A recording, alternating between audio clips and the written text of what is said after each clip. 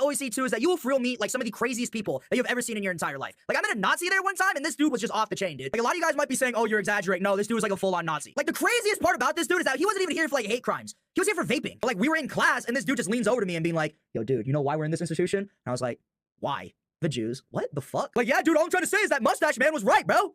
The fuck? I had no idea why he was even telling me this information anyway. I'm Asian, dude. I'm not your target demographic for this information. Like, what did he expect me to do, bro? Elon Musk it? Like, I don't know. The amount of pedophiles that I met there, too, was way more than it should have been. Like, there were 10 people at OEC that were there for being predators, and I don't know about you, but I feel like that's just way too many than there should be. I was friends with one of them, and I had, like, no idea until, like, the last week of my sentence when I finally asked him, like, what he was in there for. This dude was 14, he was in there for having sex with, like, a 6-year-old. Like, yeah, dude.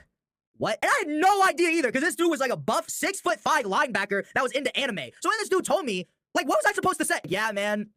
They do that. Like, I don't know. It's not like I can say anything about it right then and there, because like I said, he's like 6'5", 240 pounds. He would literally sit on me and I'd die. Safe to say I did not talk to that dude anymore after that. I obviously have a ton more other stories to tell, but this is the one that I want to end off with, just because of the fact that it's my favorite one to tell. Something that OAC has is ISS, or in-school suspension, where you have to spend the entire school day in a locked room for the entire day, right? And how this ISS works is that there's one teacher in there, and all the students are in there, but the door is locked on the outside. So if you want to get out, the teacher has to open the door manually themselves, right? Super simple, super safe. One of these days, there was only one student in ISS that day. So it was just that one student and the one ISS teacher in a locked room where nobody could escape, right? So naturally you'd think nothing bad would happen.